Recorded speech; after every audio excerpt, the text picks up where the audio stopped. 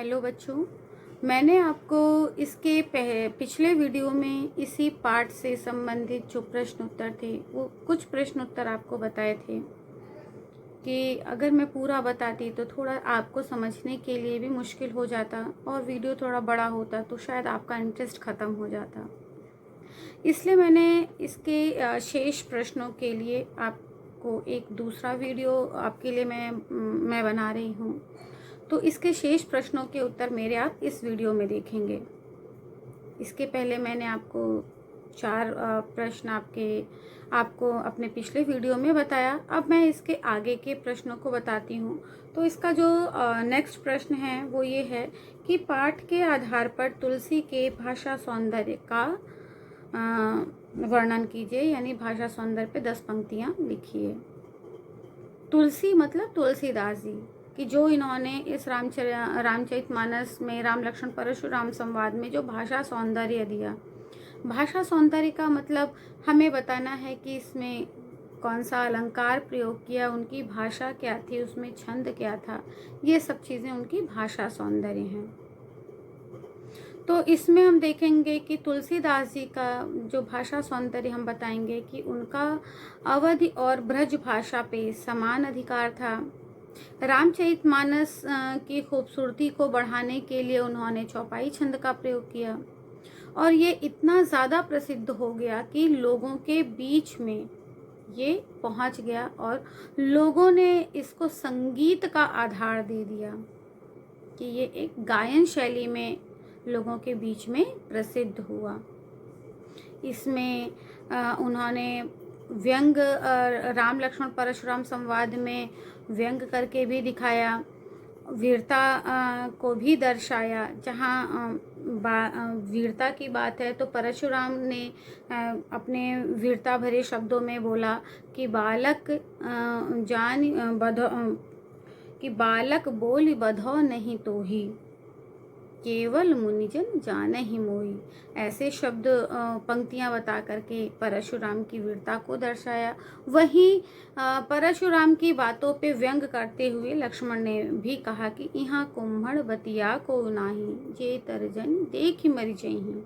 इस तरीके की लाइनों में लक्ष्मण द्वारा व्यंग किया गया। विभिन्न प्रकार के उन्होंने अलंकारों का प्रयोग किया। अनुप्रास अलंकार दर्शाया, उपमा अलंकार बताया, यमक अलंकार। तो बालक बोली बधौ नहीं तो ही, यहाँ पे आपने देखा ब वर्ण की आवृत्ति है तो अनुप्रास अलंकार है। फिर दूसरा उपमा अलंकार में कोटि कुलिस सम वचन तुम्हारा। कोटि कुलिस सम आ गया कि लखन उतर आहुत सरस, यहाँ पे सरिस आ गया, सम सरिस समान जहाँ आता है वहाँ पे उपमा अलंकार है। फिर उसी तरीके से आपका उत्प्रेक्षा में है तुम तो काल हाँक जनु लावा। जनु यानी मानो कि तुमने मेरे लिए काल को बुला लिया है, तो यहाँ पे उत्प्रेक्षा अलंकार है।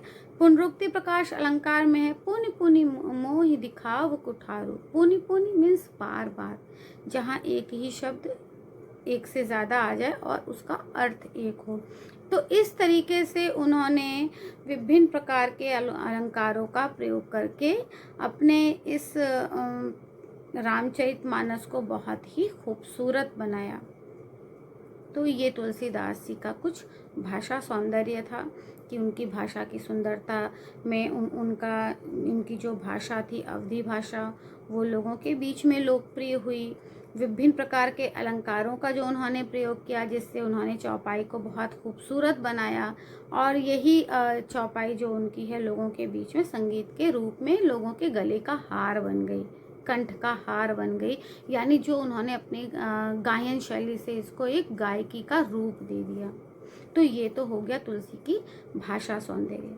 अगला प्रश्न है कि इस पूरे प्रसंग में व्यंग का अनूठा सौंदर्य है, उदाहरण के साथ स्पष्ट कीजिए।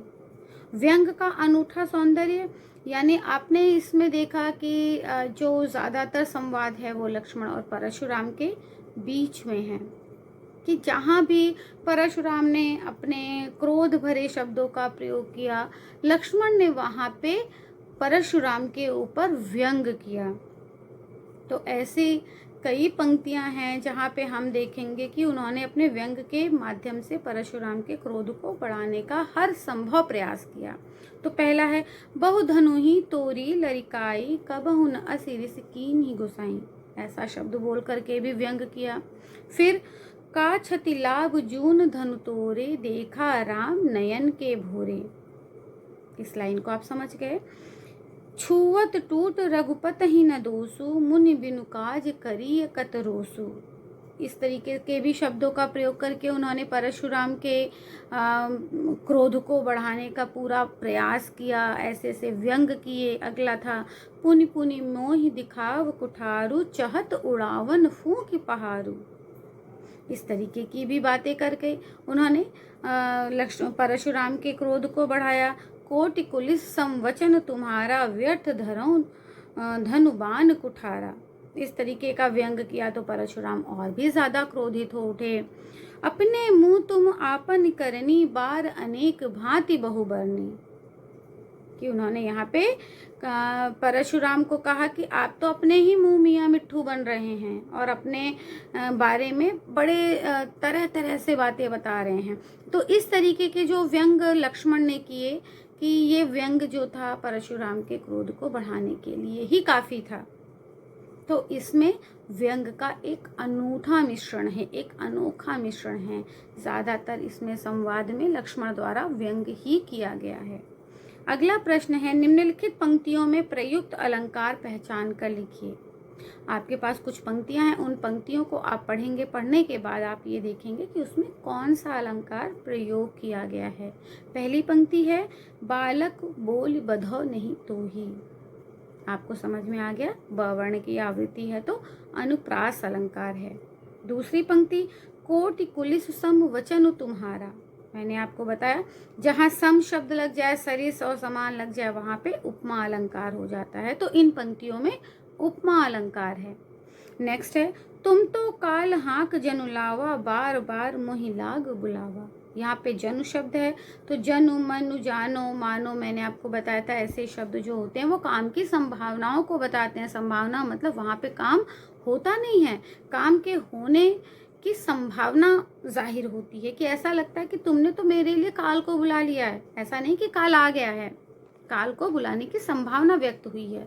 तो यहाँ पे जहाँ संभावनाएं हो, जनु जानो मनु मानो जनहु मनहु, ऐसे शब्द का प्रयोग हो जाता है तो वहाँ पे उत्प्रेक्षा अलंकार होता है। फिर है, लखन उतर आहुति सरिसी भृगुवर कोप कृशान बढ़त देख जल सम वचन बोले रघुकुल भानु। आपने देखा यहाँ पे सरिस और सम शब्दों का प्रयोग हुआ है तो आपको याद आ गया मैंने किस अलंकार का जिक्र किया था। बिल्कुल सही आपने सोचा, यहाँ पे उपमा अलंकार है।